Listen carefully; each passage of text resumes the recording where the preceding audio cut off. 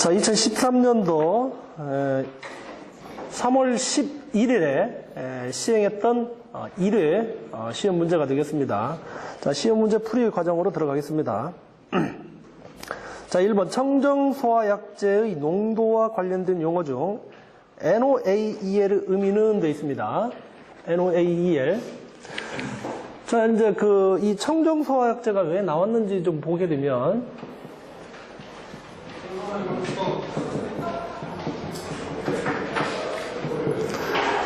자, 청정소화약제는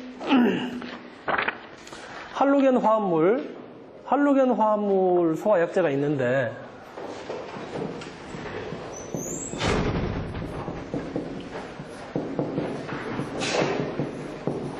자, 할로겐 화합물 소화가 있었는데, 과거에는 이 할로겐 화합물이 소화약제로서 이제 최상의 능력을 발휘하면서 독주를 거의 했었습니다. 그런데 이제 1974년에 이제 미국의 로랜드 교수가 있었는데, 그 로랜드 교수가 오존층, 이런 할로겐 화합물이나 이런 냉매, CFC, 이런 냉매들이 이제 오존층을 파괴한다 해서 이제 그거를 이제 연구해서 이제 공표를 했었죠. 네. 그러고 나서 한 10년 후에 환경단체에서 이제 입증이 됐었습니다. 그래서 이제 1974년도에 이제 오존층이 파괴된다는 이제 학설을 내놓았었죠. 그래서 여기가 이제 지구입니다. 지구에서 대기권이 있고, 그 다음에 이제 뭐가 있습니까? 성층권이 있죠. 성층권. 예.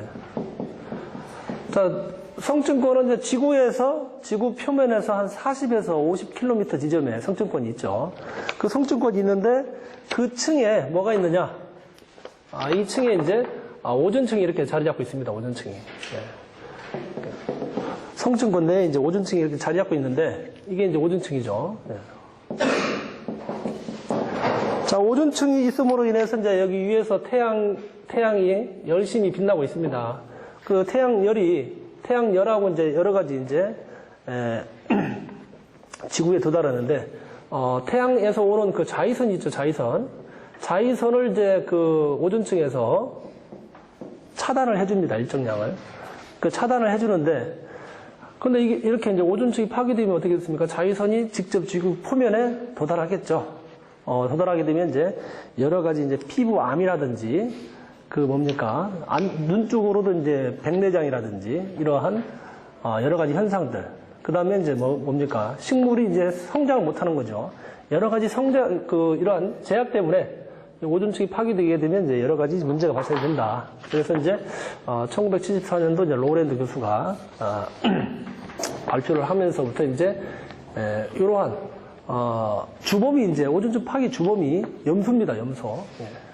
CL2 염소인데, 이 염소가 이제 오존하고 발응하면서 오존층을 파괴를 하는 것이죠. 예. 이 염소가 들어가는 주 물질들은 이제 이 할로겐 화합물에도 그 물질이 있습니다. 그래서 그 물질들을 이제 하게 됐죠. 예. 규제를 하게 됨으로 인해서 이제 이 대체 소화약제가 이제 바로 청정 소화약제가 되겠습니다. 그래서 할로겐 화합물의 소화약제 대체가 이제 청정 소화약제가 되겠다. 그 청정 소화약제 중에서 이제 여러 가지 이제 용어가 있는데, 자, 여기서는 이제 우리 문제에서는 이제 NOAEL입니다. NOAEL, Low Observed Adverse Effect 레벨에서 관찰할 수 없는 그런 농도가 되겠습니다. 자, 예를 들면 일정한 이 기준이 있습니다. 여기가 이제 사람 인체에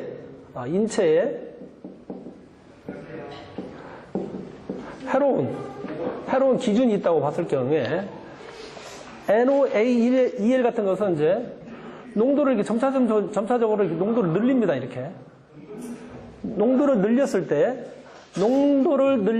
인체 해로운 최대, 인체를 해롭지 않은이죠.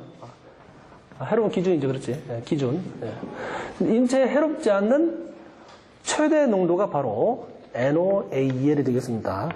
그래서 이제 여기 기준을 보게 되면, 가를 보게 되면, 쥐에 4시간 노출시켰을 때 모두 사망하는 최소 농도다. 이거는 이제, 쥐가 4시간을 이제 노출시켰는데 모두 사망하는 최소 허용 농도다. 자, 이것도 이제 전문 용어가 있습니다. 독성 용어 중에서 이제, LC100이라는 게 있어요. LC100. 메탈 컨센트레이션 해가지고, LC100이 있는데, 어떠한 그 독성 농도에 쥐가 이제 10마리 들어가 있으면 100% 다 죽었다. 그럼 독성 농도가 상당히 어떻게 되겠어? 상당히 크겠죠. 네, 그래서 LC100이라는 얘기는 이제 실험 쥐가 100마리 다 죽었다는 얘기고, 자, LC50이 있어 또, LC50. LC50 같은 것은 이제 50%는 쥐가 죽고 50%는 쥐가 살았다. 그러한 그 측정 기준이 되겠고, 자, 그 다음에 이제 LC0가 있는데, LC0 같은 것은 이제, 쥐가 이제 한 마리도 안 죽었다. 그러면 이제, 독성 농도는 아니겠지. 이렇게 기준으로 이제 잡으면 되겠습니다. 그래서 이제 가번 같은 것은 LC100이 되겠습니다. 모두 사망하는 최소 허용 농도이기 때문에. 자, 그 다음 나는 사망에 이르게 할 수 있는 최소 허용 농도다. 요거는 이제 또 전문 용어로 LCLO가 되겠습니다. LCLO. LCLO. 자, LCLO. 요거는 이제 사망에 이르게 할 수 있는 최소 허용 농도가 되겠습니다. 자, 그 다음에 답안에 보게 되면 인간의 심장에 영향을 주지 않는 최대 허용 농도로서 관찰이 불가능한 부작용 수준이다. 이게 바로 이제 뭡니까? NOAEL이 되죠. NOAEL. 자, 그 다음에 라번을 보게 되면 악영향을 감지할 수 있는 최소 허용 농도다. 자, 이거는 이제 요거하고 좀 반대 개념인데 LOAEL입니다. LOAEL. 자, LOAEL은 농도를 아예 인체 해로운 농도 중에서 이제 이 농도를 이제 조금씩 줄여서 어떻게 인체 기준에 영향을 미칠 수 있는 최소 농도. 그게 바로 이제 LOAEL이 되겠다. 그래서 실험 약제의 농도를 이제 해로운 상태에서 이제 점차 줄여서 이제 인체에 그 아무런 악영향을 감지할 수 있는 이제 최소 농도가 이제 LOAEL이 되겠습니다. 그래서 라번 같은 것은 이제 LOAEL입니다. 그래서 답은 이제 답번이 되겠습니다. 자, 여기 이제 추가적으로 이제 여기 청정소화약제 이제 그 환경 용어가 있는데, 먼저 보게 되면 이제 ODP라는 게 있죠. ODP. ODP. 자, 여기는 이제 오존 디플레이션 포텐셜에서 오존층 파기 지수가 되겠습니다. 오존층 파기 지수. 자, 오존층 파기 지수는 이제 주범은 이제 그 염소로 기준을 하는데, 자, 요거는 이제 CFC 이제 11로 기준합니다. CFC 11. 이제 CFC 11 1kg이 이제 뭡니까? 파기되는 오존량이죠. 네. 자, 파기되는 오존량을 이제 어떻게? 자, 어떤 물질 있죠? 네. 어떤 물질 1kg이 파기되는 오존량 있죠. 네. 파기되는 오존량이 바로 이제 ODP가 되겠습니다. 그래서 ODP는 이제 오존층 파괴 지수죠. 오존층 파괴 지수. 네. 그 다음에 한 가지 있는데, 이제 GWP가 있습니다. GWP. 네.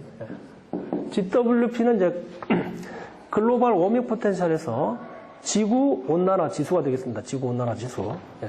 그래서 지구 온난화 지수는 이제 주범이 이제 이산화탄소죠. CO2가 되겠습니다. CO2.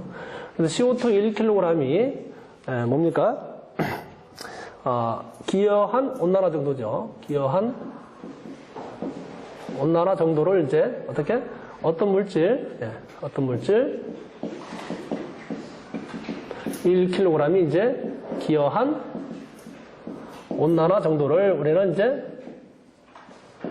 GWP, 지구 온난화 지수가, 지구 온난화 지수죠. 네, 지구 온난화 지수가 이제 GWP가 되겠습니다. 자, 여기까지 환경용어로서 좀 기억을 해야 됩니다.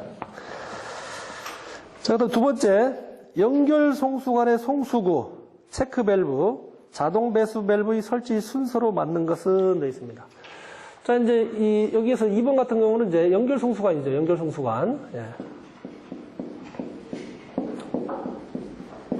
자, 연결 송수관 설비는 이제 1차적으로 화재가 발생하게 되면 이제 가장 먼저 이제 소화 기구 가지고 이제 소화를 하죠.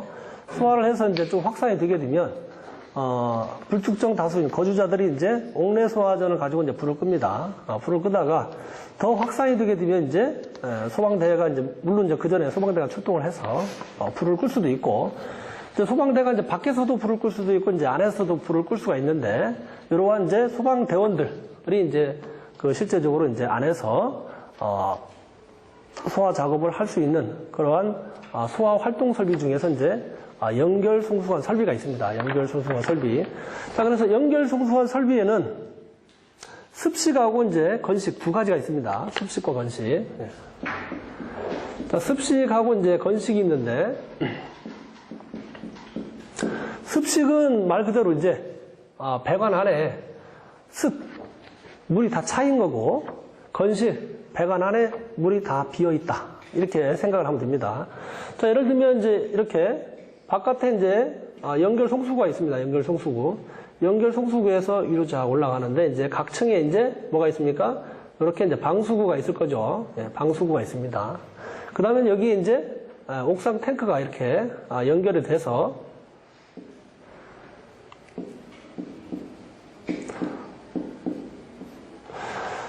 자, 이렇게 하게 되면 물이 이제 자동적으로 빠지는데 중간에 여기다가 이제 체크밸브를 하나 답니다.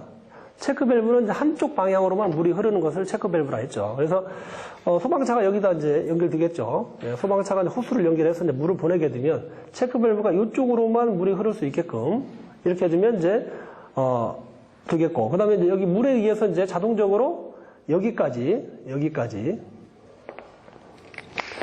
여기서부터 여기까지 이제 물이 항상 차 있는 것을 우리는 이제 습식이라 하고, 습식.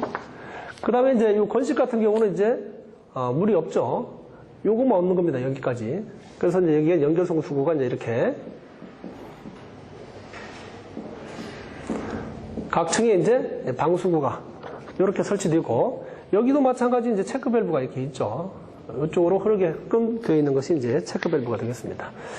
자, 그렇게 이제 그 습식 같은 경우는 여기 물탱크가 있듯이 여기서부터 해가지고 여기까지 쭉 해서 여기까지 이제 물이 항상 차 있는 타입을 우리는 이제 습식이라 했고, 그다음 이것처럼 이제 물이 없는 타입을 이제 물이 안 들어있는 타입을 이제 건식이라 합니다. 건식. 그런데 이제 습식 같은 경우에는 이제 여기 항상 물이 차 있어야 되는데 이제 외부에서 이제 그 소화 활동을 해서 소방차가 이제 연결 송수구에 연결한 후에 이제 물을 공급하게 되는데, 이쪽 부위에는 연결 송수하고 체크밸브 사이에는 이제 외부에 설치되기 때문에 물이 존재하게 되면 겨울철에 어떻게 됩니까? 겨울철에 이 부위가 동파가 날 수 있습니다. 동파가. 그래서 동파가 나지 않게끔 여기에다가 자동적으로 이제 물을 빼주는 이제 오토 드레인 밸브, 자동 배수 밸브를 이렇게 설치합니다. 자동 배수 밸브.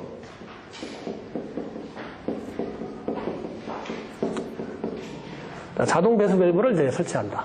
그렇게 되면 이제 소방차가 와서 물을 연결한 다음에 이제 딱 끊게 되면 자동 배수 밸브에 의해서 여기 체크 밸브 이쪽으로 물이 흐르지 않으니까 여기에서 여기 사이에 물은 이제 자동적으로 이렇게 빠질 수가 있습니다. 자, 그다음에 건식도 마찬가지, 이제 소방차가 역시 여기도 마찬가지 이제 이렇게 호스를 연결해서 이제 소화 활동을 한 다음에 자, 끊게 되면 건식 같은 경우는 이제 물이 다 없어야 되니까 여기도 마찬가지, 당연히 여기 둘 사이는 이제 습식처럼 마찬가지 이제 당연히 여기도 배수 드레인 밸브가 이제 자동 배수 밸브가 설치되고, 일단 건식이기 때문에 이쪽에도 물이 공급되면 안 되겠죠. 물이 있으면 안 되잖아요. 안 되기 때문에 여기에도 이제 자동 배수 밸브가 이렇게 설치가 됩니다. 자동 배수 밸브. 그래서 지금 우리 문제는 이 부분이죠. 송수구와 자동 배수, 체크 밸브와 자동 밸브 설치 위치. 자, 그러면 습식 같은 경우는, 자, 이게 송수구입니다. 이게 송수구. 자, 여기에 이제 송수구고, 여기가 이제 체크 밸브죠. 자, 여기는 이제 방수구인데, 지금 방수구까지는 뭐 문제가 안 나와 있고, 여기까지죠. 체크 밸브까지. 자, 그러면 이제 습식 같은 경우는 송수구, 자동 배수 밸브, 체크 밸브. 송수구, 자동 배수 밸브, 체크 순이고, 그 다음에 건식 같은 거 어떻게 되는 거예요? 송수구, 자동 배수 밸브, 체크 밸브, 자동 배수 밸브가 이렇게 된 것을 찾으면 되겠죠. 자, 설치 순서를 맞는 것은 되죠. 습식의 경우는 송수구, 체크 밸브, 자동 밸브 순으로 설치한다. 송수구, 체크 밸브, 자동 밸브. 틀렸죠? 송수구, 자동 배수 밸브, 체크 밸브죠. 그렇기 때문에 이제 가번은 틀렸고, 나는 습식의 경우 송수구, 자동 배수 밸브, 체크 밸브 순서로 설치한다. 자, 그러면 이제 2번, 이제 나번이 맞죠? 나번이 송수구, 자동 배수 밸브, 체크 밸브 순. 자, 그 다음에 다번 같은 경우는 건식의 경우 송수구, 체크 밸브, 자동 밸브 순이다 라고 되어 있는데, 송수구, 체크 밸브, 자동 밸브 아니죠. 네. 중간에 자동 배수 밸브가 하나 더 있습니다. 그래서 송수구, 자동 배수 밸브, 체크 밸브, 자동 배수 밸브 이렇게 답이 돼야 된다. 자, 그래서 이제 답은 이제 이번에 이제 나번이 답이다. 나번. 이제 분명히 이제 문제상으로 이제 습식도 나오게 되면 문제가 건식으로도 이렇게 나올 수가 있습니다. 그렇기 때문에 두 개를 비교해서 반드시 순서를 기억을 해야 된다. 순서를. 참고로 이제 이게 이제 습식하고 이제 건식이 있는데, 습식 같은 경우는 이제, 그 설치 기준이 있습니다. 그래서 습식 같은 경우는 이제, 지상으로부터 31m, 31m 이상, 또는 이제, 지상 11층 이상, 지상 11층 이상 같은 것은 이제, 습식으로 이렇게 하도록 되어 있습니다. 습식으로. 자, 이런 문제는 이제 여기까지 보면 되겠습니다. 자, 그 다음에 3번. 다음 소화기구에 대한 설명 중 틀린 것은 되어 있습니다. 소화기구. 자, 가번을 보게 되면 소형 소화기는 보행거리 20m 이내가 되도록 배치한다라고 되어 있지. 자, 여기 보게 되면 이제 우리가 좀 기억할 게 이제, 보행거리가 있어, 보행거리. 네. 자, 보행거리가 있고, 그래도 가장 많이 나오는 게 이제 보행거리하고 이제 소화기구 쪽에는 보행거리가 있고 나머지는 또 수평거리가 있어요. 수평거리. 예.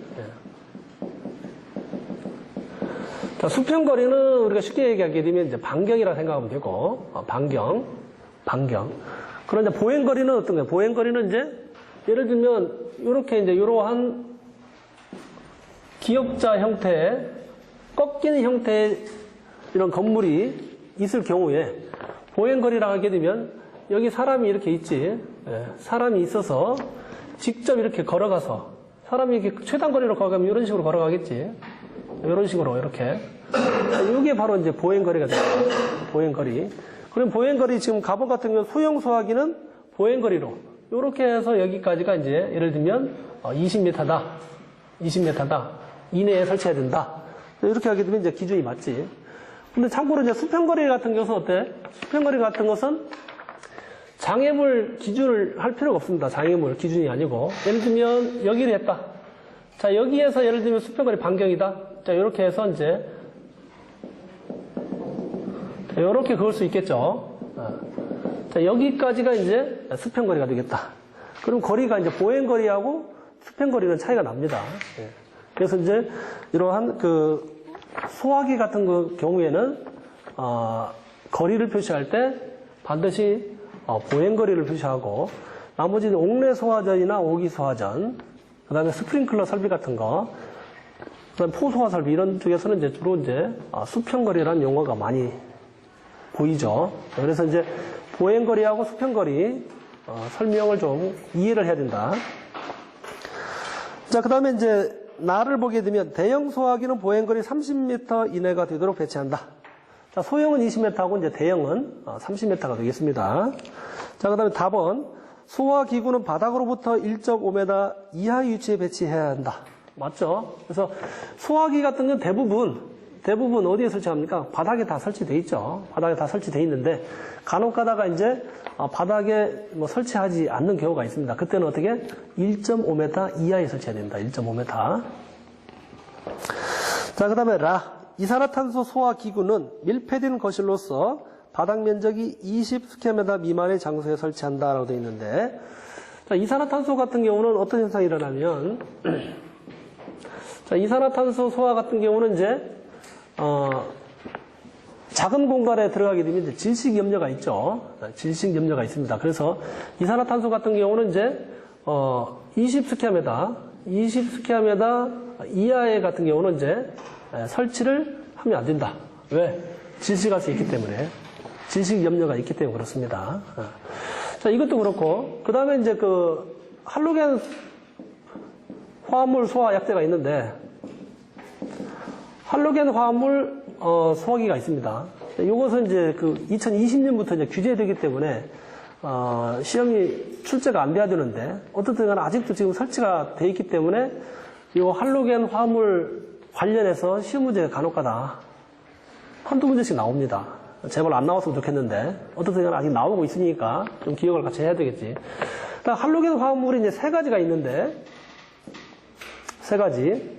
할로겐 화합물 이제, 할론 1211, 그 다음에 할론 2402, 그 다음에 할론 1301이 있습니다. 1301. 이렇게 이제 세 가지가 있는데, 요 세 가지 중에서 이제, 1212하고 2402가 이것도 마찬가지. 20 스퀘어미터 이하에서는 사용할 수 없다. 사용할 수 없다. 그래서 이 세 가지지. 이산화탄소, 할론 1211, 자, 2402는 20 스퀘어미터 미만에서는 사용할 수 없다라고 기억을 해야 됩니다. 그 다음에 나머지 이제 그 1301하고 또는 이제 청정소화 약제가 있는데 이거 같은 경우는 이제 제약이 없죠. 아무 데서나 설치가 가능하다. 그래서 이제 지금 라번이 틀렸죠. 이제 20 스퀘어미터 미만의 장소에 설치한다로 되어 있기 때문에 이제 틀린 답이 되겠습니다. 그래서 이산화탄소 소화기 같은 경우는 이제 20 스퀘어미터 미만에서는 사용할 수 없다. 사용할 수 없다라는 것 좀 기억을 해주시면 되겠습니다. 자, 그 다음에 이제 그 4번 있죠, 4번. 4번 같은 경우는 이제 포소화 설비 구성 요소가 아닌 것은 돼 있습니다. 자, 포소화 설비 구성 요소 보게 되면 먼저 자동 개방 밸브 있죠. 자동 개방 밸브. 자, 우리가 이제 그 소화 방어 구역이 이제 뭐 하나 같으면은 우리가 자동 밸브도 이제 좀 고려를 하겠지만, 자, 예를 들면 1구역, 2구역 이렇게 있는데, 1구역, 2구역 있는데, 요러한 이제 밸브가 이제 자동 배수 밸브가 있어요. 자동 밸브가 있는데, 감지기에 의해서 다 작동을 하는데, 1구역, 2구역이 있는데, 어느 구역이 이제 화재가, 예를 들면 1구역이 화재가 발생했으면, 1구역에 해당되는 이제 자동 개방 밸브가 개방이 돼야 되겠죠. 자, 이렇게 이제, 자동 시스템에 의해서, 그 방호 구역에 해당되는 밸브가 개방이 돼서, 포소화 약제가 이렇게 방출될 수 있도록 하는 것이 이제 자동 개방 밸브가 되겠습니다. 그래서 이제 이거는 포소화 설비의 구성 요소가 되겠고, 다음에 이제 클리닝 밸브가 있어요. 클리닝 밸브.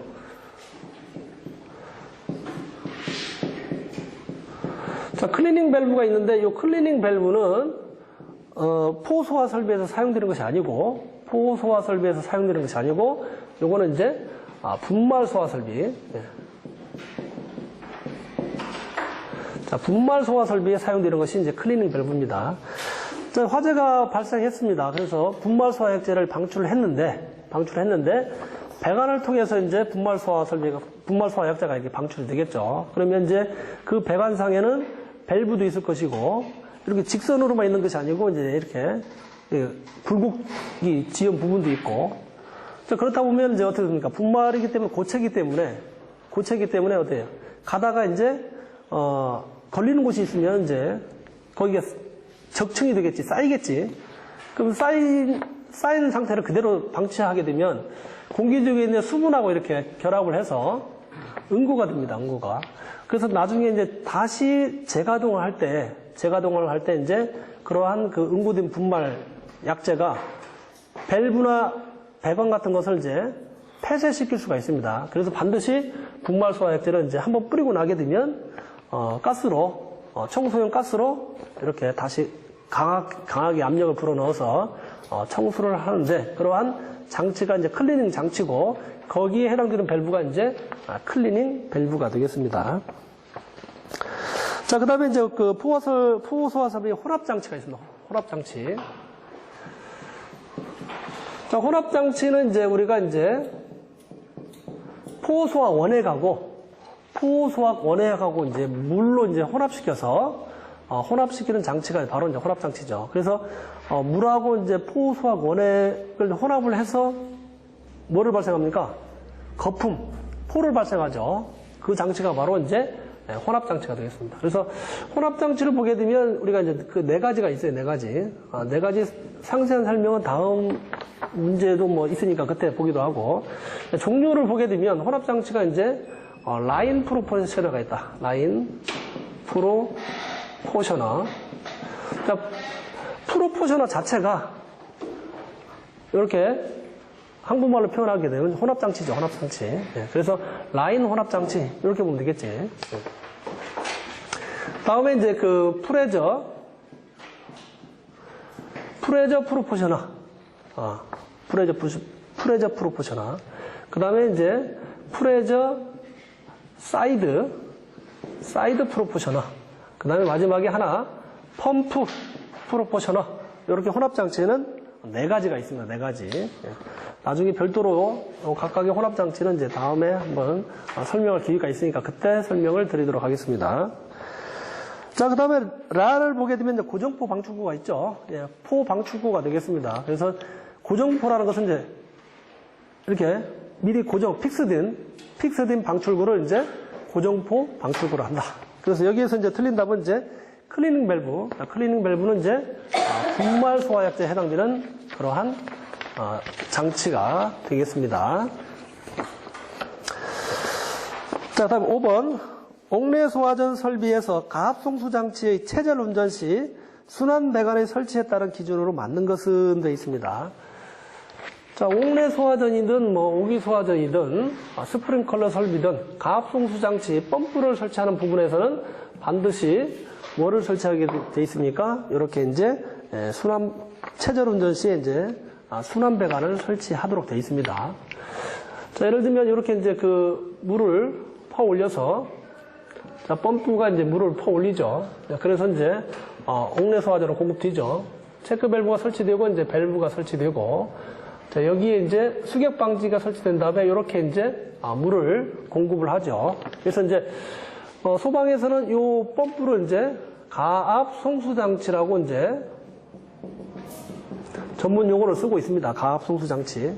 근데 이제 가압 송수 장치는 또 네 가지가 있어요. 네 가지. 근데 그 네 가지 중에서 이제 펌프 방식의 이제 가압 송수 장치를 설명을 드리고 있습니다. 자, 여기에서 이제 그 체절 운전이 뭔가, 체절 운전이 뭔가를 알아야 되겠죠. 예. 자, 체절 운전이 뭐라고 했었죠? 체절 운전이라는 것은, 예. 자, 펌프의 토출 축의 밸브를 닫은 상태. 그러면 이제 어떻습니까? 토출량이 제로죠. 토출량이 제로인 상태에서 펌프를 운전하는 것이 바로 체절 운전입니다. 체절 운전. 그래서 토출량이 제로인 상태에서 펌프를 운전하는 것이 체절 운전이다. 자, 그렇게 되면 이렇게 이제 밸브를 닫은 상태에서 이렇게 펌프를 가동을 하게 되면 이 펌프 내에 보게 되면 뭐가 있습니까? 여기 안에 보게 되면 이제 이렇게 임펠러가 있습니다. 임펠러. 속도 에너지를 압력 에너지로 바꿔주는 이러한 임펠러가 있는데, 자, 이렇게 그냥 출구가 없기 때문에, 토출량이 제로인 상태이기 때문에, 어떻게 됐습니까? 요 자체가 이제 일종의 이제 문하고 같이 공회전을 하는 거나 마찬가지죠. 공회전을 하다 보면, 요 날개하고 이제 요 케이싱하고 이제 마찰이 일어나든지, 아니면 유체 자체의 마찰에 의해서 뭡니까? 수온이 상승하죠. 예. 체절 운전을 계속하게 되면 이제 수온이 이제 상승합니다. 자, 수온이 상승하게 되면 이제 계속 그 온도가 올라가겠죠. 온도가 올라가서 그 다음에 물의 이제 전도에 의해서 모터까지도 이제 전달이 됩니다. 결국은 이제 계속 공기저항 상태가 하게 되면 이제 모터가 이제 과부하가 걸려가지고 모터 소송까지 이렇게 발생할 수 있습니다. 그래서 이러한 수온 상승을 방지하기 위해서 펌프 축에다가 여기에다가 이제 뭡니까? 순환 배관을 하나 설치하는 거죠. 순환 배관. 순환 배관을 설치해서 다시 이쪽으로 이렇게 물을 이제 공급할 수 있게끔 이제 순환 배관을 설치를 하고 있습니다. 자, 이렇게 이제 설치를 하게 되면 어떻게 되겠습니까? 요 펌프가 이제 돌게 되면 자동적으로 요 배관을 통해서 이렇게 물이 들어가겠죠. 자, 이렇게 아무것도 설치를 안 하고 상태에서 요 배관만 설치하게 되면 펌프가 계속 돌 때 어떻게 되겠어요? 물이 계속 이쪽으로 빠지겠죠. 그래서 이것을 이제 방지하기 위해서 이제 여기에다가 뭘 설치합니까? 릴리프 밸브를 설치합니다.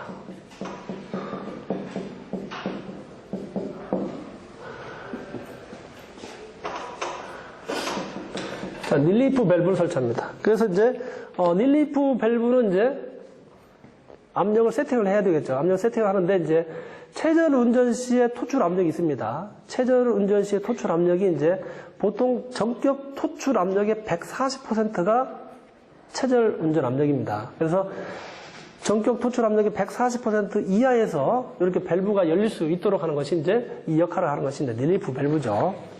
자, 이런 상태에서 보고 이제 지문을 보도록 하겠습니다. 자, 가번을 보게 되면 순환 배관은 앵글 밸브에서 분기한다라고 되어 있는데, 자, 우리가 이제 앵글 밸브 표시하게 보면 이런 형태가 이제 앵글 밸브죠. 앵글 밸브. 자, 앵글 밸브는 유체 방향을 이쪽으로 흘러서 90도 반대 방향으로 이렇게 90도 회전시키는 것이 이제 역할을 하는 것이 앵글 밸브다. 앵글 밸브. 이거를 이제 앵글 밸브로 합니다.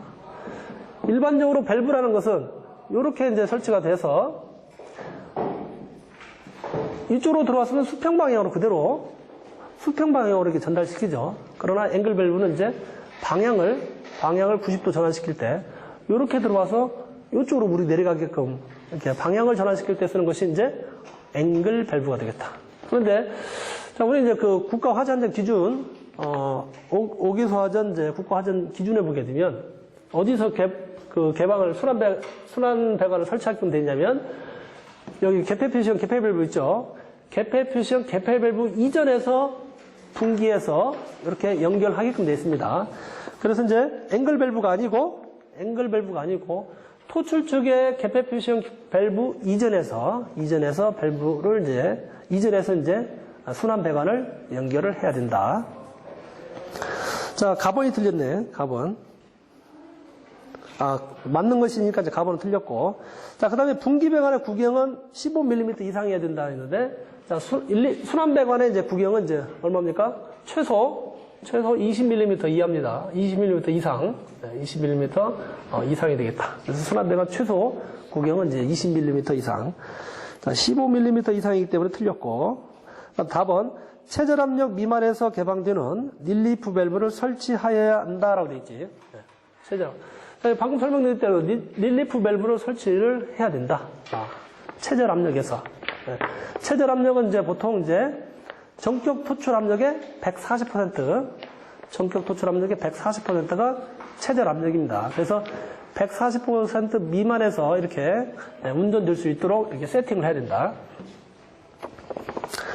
자, 그 다음에 라번을 보게 되면, 그래서 답번이 맞네요. 라를 보게 되면, 릴리프 밸브 2차 측에는 릴리프 밸브 고장 시 수리를 위한 게이트 밸브를 설치해야 된다라고 되어 있는데, 자, 여기에다가 이제 밸브를 하나 설치하는 거죠. 자, 1차 측이라는 것은, 여기 2차 측은 우리가 항상 기준을 세울 때 어떤 밸브가 있으면, 밸브 입구 축이 1차 측이고, 출구 축이 2차 측입니다. 밸브를 기준으로 한다. 자, 릴리프 밸브를 기준으로 한다면 릴리프 밸브가 입구 축이 1차 측이고 출구가 2차 측입니다. 출구가 2차 측. 항상 그렇습니다. 입구가 1차 측, 출구가 2차 측. 자, 여기 펌프가 있으면 펌프를 기준으로 한다면 펌프 입구 축이 1차 측, 출구 축이 2차 측입니다. 그래서 자, 2차 측에 이제 밸브를 단다 했기 때문에 여기에다가 이렇게 밸브를 하나 달게 되면 우리가 이거 릴리프 밸브 같은 것은 이제 안전 밸브입니다. 안전 밸브 일종이기 때문에 토출 쪽에다가 예를 들면 이렇게 밸브를 설치하고 나서, 이렇게 이제 그 시스템을 돌리다 보면 이제 수리나 교체나 이렇게 할 때, 수리할 때가 있겠죠. 그럼 수리를 하게 되면 대체적으로 이런 모든 밸브를 대체적으로 다 잠굽니다. 밸브를 잠그게 되면 수리하고 나서 반드시 밸브를 개폐를 해야 되는데, 그거를 이제 잊고 밸브를 잠근 상태로 놓을 수가 있겠죠. 그럼 밸브를 잠근 상태로 놓게 되면 어떻게 되겠어요? 이 펌프가 체절 운전할 때 이 물이 이쪽으로 순환되지 않기 때문에 수온 상승에 의해서 그런 펌프 같은 게 이제 파손될 수가 있겠죠. 그래서 항상 안전 밸브 2차 측에는 릴리프 밸브나 안전 밸브나 2차 측에는 절대로 밸브를 설치하지 않아야 됩니다. 그게 원칙입니다. 그래서 이제 라버는 틀렸죠. 다음에 6번 보도록 하겠습니다. 자, 폐쇄형 스프링클러 헤드를 사용하는 설비 방식의 종류가 아닌 것은 되어 있습니다. 자, 스프링클러 설비입니다. 스프링클러 설비. 자, 스프링클러 설비에는 이제, 개방형 스프링클러 헤드를 설치하는 경우가 있고, 폐쇄형 스프링클러 헤드를 설치하는 경우가 있죠. 네. 그래서 요거를 한번 이제 간단하게 이제 표로 한번 그려보게 되면, 개념상으로 전부 다. 자, 스프링클러 설비에는 이제 5가지가 있습니다. 5가지. 과거에는 4가지가 있었는데 지금은 이제 5가지죠. 그래서 이제 습식이 있고, 습식. 네.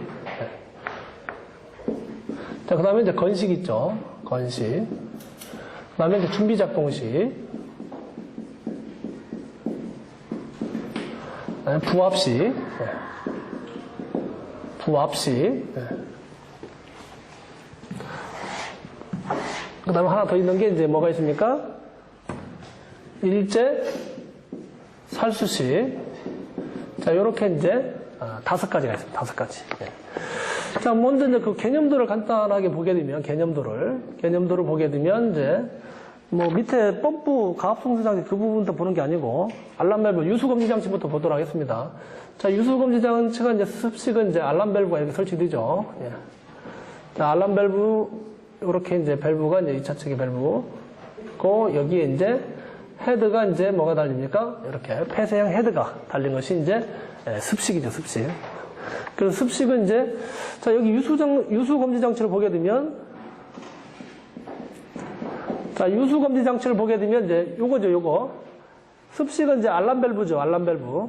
자, 알람 밸브가 되겠습니다. 자, 요겁니다, 요거. 예. 요게 이제 알람 밸브죠, 알람 밸브.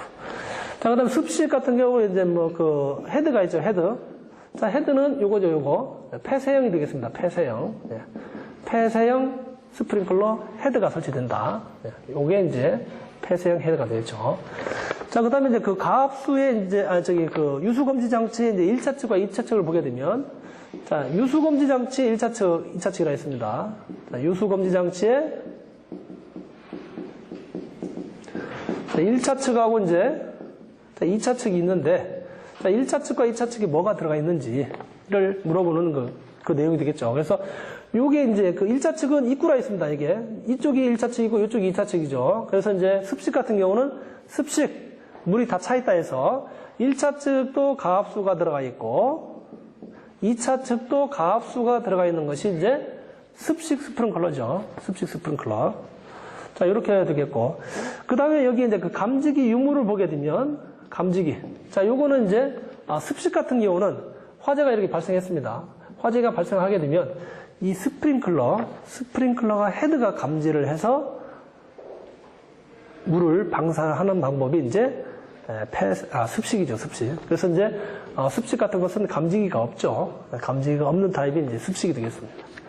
자, 그 다음에 건식은 이제, 건식 밸브가 이렇게 있고, 자, 이쪽에 출구 쪽에 이제 이렇게 이제 여기도 마찬가지 이제 이렇게 폐쇄형 헤드가 연결이 되어 있습니다. 자, 근데 여기에는 이제 건식이기 때문에 자, 2차 측에는 이제 여기에 이제 뭐가 붙어 있나? 네, 압축, 에어 컴프레셔.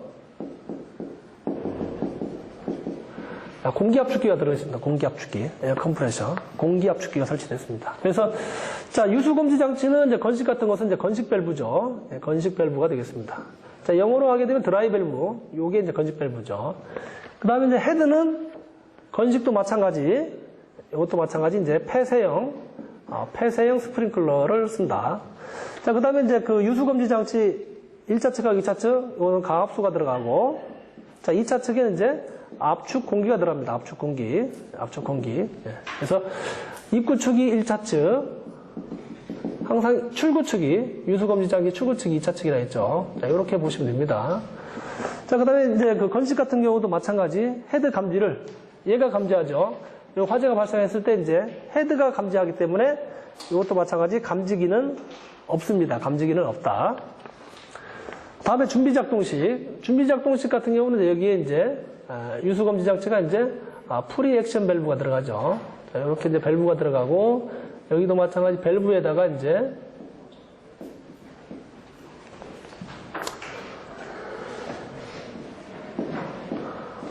준비작동식 같은 경우는 이제 이렇게 이제 뭡니까? 상향형 헤드가 많이 설치되고 있죠. 자, 그래서 이제 이것도 마찬가지 이제 요게 이제 유수검지 장치죠. 유수검지 장치 같은 경우는 이제 준비작동식 밸브, 네. 준비작동식 밸브가 되겠습니다. 영어로 하게 되면 이제 프리 액션 밸브죠. 프리 액션 밸브, 프리 액션 밸브가 되겠고, 자, 헤드는 마찬가지 준비작동식도 이제 폐쇄형이 되겠습니다. 폐쇄형. 네. 자, 폐쇄형이 되겠고, 자, 유수검지 장치 1차 측과 2차 측을 보게 되면 1차 측은 마찬가지 이제 가압수가 있고, 자, 2차 측은 이제 가압수가 돼 있는데 가압수가 안 들어 있고 대기압 상태가 들어있죠. 대기압 상태. 대기압 상태로 있는 것이 이제 준비 작동식이 되겠습니다. 자, 근데 이제 감지기 설치 유무를 보게 되면 준비 작동식 같은 것은 이제 여기에 감지기가 이렇게 설치됩니다. 네, 이렇게 감지기가 설치돼서 준비 작동식에 보게 되면 이제 전자밸브가 설치되어 있는데 얘의 시그널을 먼저 주죠. 그래서 이제 화재가 이렇게 발생을 하게 되면 감지기가 1차적으로 이제 화재를 감지합니다. 감지기가 1차적으로 화재를 감지해서 여기 있는 전자밸브를 개방을 시켜주면 물이 쫄쫄쫄 흘러서 여기 헤드까지 물이 찹니다. 물이 차고 있다가 화재가 더 확산되면 이 헤드가 개방되면서 이제 소화 작업할 수 있는 게 준비 작동식이 되겠습니다. 그래서 요거는 이제 감지기가 있다. 자, 그 다음에 이제 부합식인데, 부합식은 이제, 개념은 준비작동식하고 거의 똑같습니다. 여기도 마찬가지 프리액션 밸브가 설치되고, 거의 똑같은데,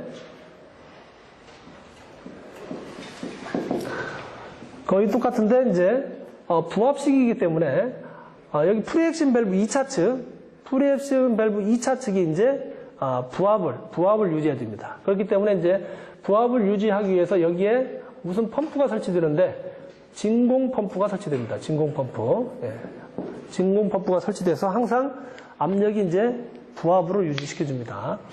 자, 그래서 이제 그 유수검지 장치는 여기도 마찬가지 이제 준비 작동식 밸브가 설치됩니다. 부합식 같은 경우에. 그 다음에 헤드도 마찬가지 이제 폐쇄형이죠. 똑같이 이제 폐쇄형이 설치됩니다. 예, 폐쇄형. 1차 측은 마찬가지 이제 가압수가 설치되고 가압수. 자, 2차 측은 이제 다른 데 여기 이제 그 습식 같은 경우는 가압수가 들어가는데 부합식 같은 것은 이제 부합수, 예, 부합수가 들어갑니다. 부합수. 예. 자, 이렇게 되고 마찬가지 이제 이것도 준비 작동식하고 같기 때문에 여기도 마찬가지 이제 이렇게 이제 감지기가 붙어서 1차적으로 이제 감지를 한 다음에 2차적으로 이제 헤드가 작동하는 것이 되겠습니다. 이렇게 감지기가 들어가죠. 자, 그 다음에 일제살수식은 이제, 일제 개방 밸브가 들어가죠. 여기에 보면 이제, 델루지 밸브가 들어갑니다. 델루지 밸브. 이렇게 밸브가 있고, 헤드는 여기에 이제 무슨 헤드가 설치되느냐? 개방형 헤드가 설치되죠. 개방형 헤드. 네, 개방형 헤드가 설치됩니다. 자, 그래서 이제 여기는 이제 그 유수검지 장치는 이제, 일제 개방 밸브죠. 일제 개방 밸브. 자, 일제 개방 밸브 다른 말로 이제 뭐라 합니까? 델루지 밸브라고 합니다. 델루지 밸브라고 합니다. 자, 그 다음에 헤드는 이제, 일제살수식은 이제 개방형 헤드가 설치된다. 개방형. 자, 일제살수식만 이제 개방형이 설치된다라고 보시면 되겠지. 그 다음에 1차 측은 이제 이것도 마찬가지 가압수가 있고, 자, 개방식이기 때문에 이제, 대기압 상태 그대로 놔두는 것이죠. 물이 안 들어있죠. 2차 측에. 그 다음에 이것도 마찬가지 이제, 감지기는 이제 들어가 있다. 감지기. 예, 감지기. 그래서 이것도 일제 살수시도 마찬가지 이제 이렇게 이제 감지기가 설치되어 있습니다. 그래서 여기 이제 작동을 이렇게 제어를 해서 하는 방법이 이제 일제 살수식 이게 되겠다. 자, 그러면 이렇게 전반적인 내용을 보고 문제를 보게 되면, 자, 폐쇄형 스프링클러 헤드가 해당되는 부분은 이제 습식하고 건식하고 준비작동 시 부합식이다. 근데 여기서는 이제 일제 살수식은 이제 개방형이다. 개방형. 그래서 답은 이제 4번이 되겠다. 4번. 다음 7번 보도록 하겠습니다. 자, 포소화 설비의 기동장치에 대한 설명으로 틀린 것은 되어 있습니다. 자, 여기에 나와 있는 것은 이제 기동장치는 수동식 기동장치입니다. 수동식 기동장치에 대한 내용이 되겠습니다. 자, 가를 보게 되면 수동식 기동장치의 조작부는 화재 시 쉽게 접근할 수 있는 곳에 설치할 것. 이거 당연하겠죠. 조작부를 어디다가 숨겨놓게 되면 화재가 발생했을 때 불을 꺼야 되는데 먼저 불을 본 사람이 수동으로 이렇게 버튼을 눌러서 작동을 하게끔 해야 되는데 숨겨놓으면 안 되겠죠. 이건 당연한 겁니다. 자, 2번 차고에 설치하는 포소화 설비 수동식 기동장치는 방사 구역마다 2개 이상 설치할 것 되어 있는데, 자, 차고 같은 경우는 이제 수동식 기동장치가 이제 방사 구역 1개당 1개가 설치됩니다. 2개가 아니고 1개. 그래서 2번이 틀렸네요. 근데 이제 2개가 설치되는 곳이 있는데 방사 구역에 이제 수동 기동장치를 이제 2개 설치하는 곳이 있는데 그게 뭐냐? 항공기 경락구가 있습니다. 항공기 경락구.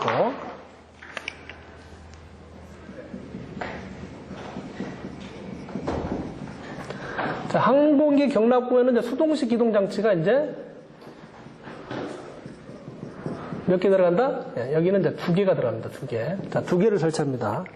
그래서 이제 한 개는 인접 지역에다 설치를 합니다. 항공기 경락구가 있으면, 예를 들면, 요렇게 큰 데 있습니다. 이렇게. 이런 식으로. 이런 식으로 이제 항공기 경락구가 있는데, 자, 이 안에 이제 여기에 이제 비행기가 이렇게 있겠죠. 예. 이 안에 비행기가 있겠죠. 여기에다가 이제, 요 근처에다가 이제 그 수동식 기동장치를 하나 설치하고, 하나는 어디에 설치하느냐? 하나는 감시실 있죠, 감시실. 예를 들면 큰 방재센터라든지 그런 곳에다가 이제 설치를 해서 방재센터에 있는 사람이 먼저 볼 수도 있고, 그 다음에 이제 여기 가까이 있는 항공기 경락구 근처에 있는 사람들이 이제 봐서 바로 불을 끌 수 있게끔. 그래서 항공기 경락구 같은 것은 어떻습니까? 차고 같은 것은 차 엔진 기름 해봐야 얼마나 들어갑니까? 별로 안 들어가죠. 그런데 이제 항공기 경락구는 비행기는 어떻습니까? 유리 탱크가 크죠. 네, 유리 탱크가 크기 때문에 그 위험성을 봐서 2개를 설치합니다. 하나는 인접 지역에 설치하고 하나는 감시실에 2개 설치합니다. 다 2개 이상의 방사 구역을 가진 포소화 설비에는 방수 구역을 선택할 수 있는 구조를 할 것.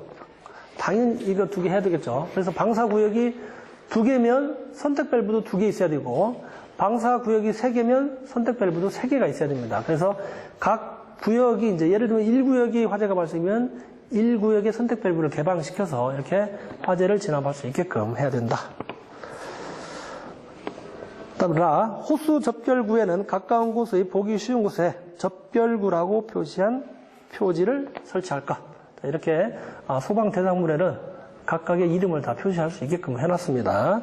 자, 그래서 여기서 이제 틀린 답은 이제 나번이죠. 차고는 수동식 기동장치가 1개. 다음 이제 8번 보도록 하겠습니다.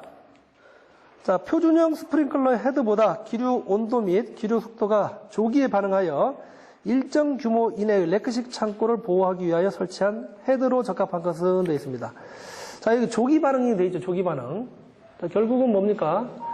조기 반응형 이제 헤드에 대한 문제가 되겠습니다. 조기 반응형 헤드. 네, 조기 반응형 헤드. 자, 말 그대로 이제 조기에 반응한다. 네, 그래서 이제 우리가 조기 반응을 이제 선택을 할 때는 우리가 이제 뭡니까? RTI로 하죠. 리스폰스 타임 인덱스에서 RTI 지수로 이렇게 판정을 합니다. 그래서 이제 RTI 지수가 이제 50 이하를 이제 조기 반응형 헤드를 하죠. RTI가 이제 50 이하를 이제 조기 반응형 헤더라고 합니다. 그다음에 특수형 같은 것은 이제 얼마입니까? 50초가 80 이하. 그다음에 이제 일반 표준형 같은 것은 이제 80초가 350 이하가 이제 표준형이죠. 자, 보시면 이제 가를 보게 되면 레지덴셜 스프링클러 있죠. 자, 이것 같은 경우는 이제 자, 별 얘기가 없었으면 문제상에 별 얘기가 없었으면 이제 주거용, 우리가 주거용 수업 시간에 했죠. 주거용도 마찬가지 RTI 값이 50 이하라 했습니다. 주거용도. 그러니까 문제상에서 별 얘기가 없었으면 가번도 맞습니다. 그러나 8번에서 문제에서는 이제 레크식 창구를 보호하기 위해서 조건이 붙었죠. 그렇기 때문에 가번은 틀립니다. 그래서 주거용도 마찬가지 RTA 값은 50 이하다. 그것은 여러분들이 기억하시고. 자, 나번은 인터미디엇 레벨 스프링클러입니다. 자, 인터미디엇 자체가 이제 중급이죠, 중급. 중급은 우리가 이제, 우리가 용어 중에서 이제, 우리가 이제, 특수형이죠, 특수형. 자, 특수 반응형. 특수 반응형이 이제, 얼마입니까? 우리가 이제, 중급에 해당되겠습니다. 그래서 RTI 값으로 하게 되면 이제, RTI 값으로 하게 되면 이제, 50초가 80 이하, 80 이하가 이제 특수 반응형. 그래서 자, 이건 조기 반응형이 아니죠. 그래서 이제 특수형에 해당되겠습니다. 다음 다번에 드라이 타입 스프링클러 헤더. 이거는 뭐 당연히 아니고. 자, 그럼 라브를 보게 되면 이제 ESFR 스프링클러 헤더가 있습니다. ES Early Suppression, FR은 이제 Fast Response가 되겠습니다. 그래서 조기 억제, 조기 반응이죠. 그래서 이게 이제 ESFR이 레크식 창구에서 사용되는 조기 반응형 헤드가 되겠습니다. 그래서 답은 이제 라번이 되겠죠. 자, 그 다음에 9번 보도록 하겠습니다. 어떤 소방 대상물의 지하층에 2개, 1층, 2층에 각각 4개, 3층, 4층에 각각 3개씩 옥내 소화전이 설치되어 있다. 수원의 저수량은 되어 있습니다. 자, 옥내 소화전의 수원의 저수량 Q 이꼴 N 곱하기 2.6이죠. 이렇게 계산하게 되면 큐빅미터가 나온다 했죠. 예. 그래서 요거 2.6은 어떻게 된다 했습니까? 소화전, 옥내 소화전 한 개의 방수량이 이제 130리터 퍼 민 됐죠. 예, 민. 이것을 이제 어떻게 20분간 20분간 방사하는 양 했죠. 예.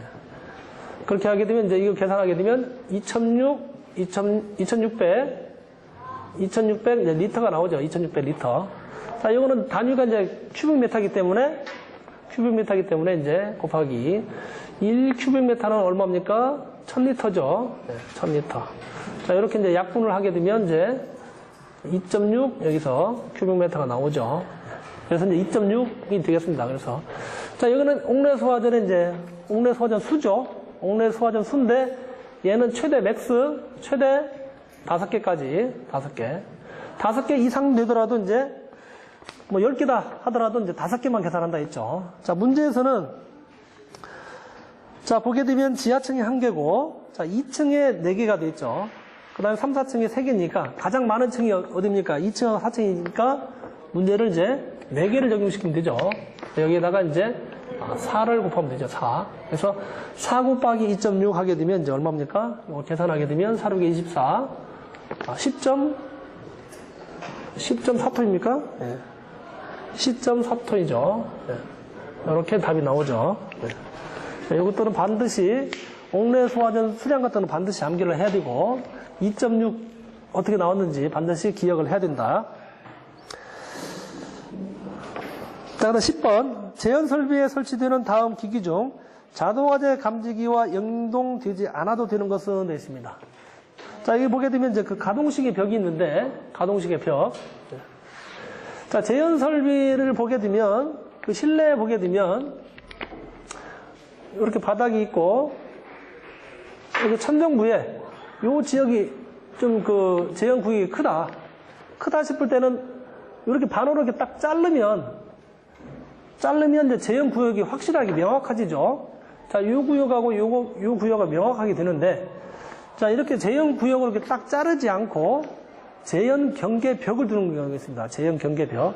자, 제연 경계벽은 이제 이렇게 천정까지 바로 연결시키는 게 아니고 천정에서 일정 이렇게 내려온 것을 이제 고정식이든 가동식으로 설치되는 것이 이제 이게 바로 이제 제연 경계벽이 되겠습니다.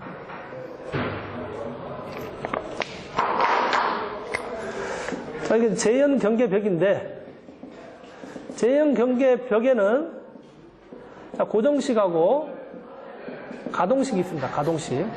자, 고정식 같은 경우는 이미 픽스가 되어 있기 때문에 자동 연동 장치가 필요 없죠. 근데 문제에서는 이제 가동식의 벽이라죠. 가동식. 자, 가동식의 벽이라는 것은 이렇게 이제 이쪽에 이렇게 평상시 때는 이렇게 안에 이렇게 접혀 있다가 화재가 발생하게 되면 얘가 이렇게 밑으로 이렇게 내려와서 이렇게 제형 경계벽을 형성시키는 것이 가동식의 벽입니다. 그러면 어떻게 됩니까? 평상시 때는 위로 올라가 있다가 화재가 발생해 시그널을 받아서 움직여야 되기 때문에 자, 1번은 맞죠.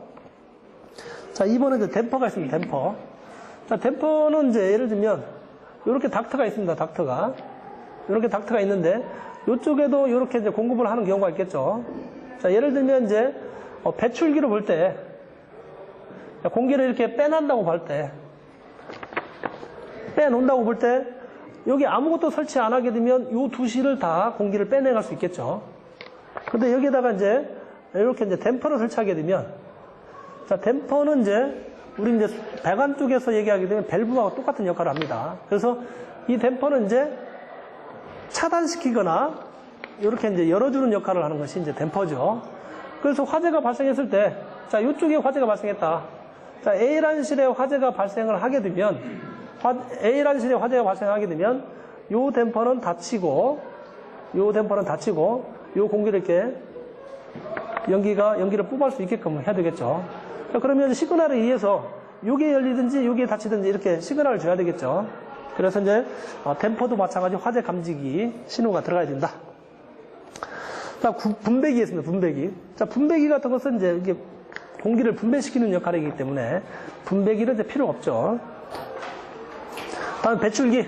자, 요게 배출기잖아요. 이거 배출기. 네. 송풍기. 공기를 배출시킨다고 해서 배출기입니다. 그럼 화재가 발생했으니까 이 공기를 빼라고 이제 시그널을 줘야 되겠죠.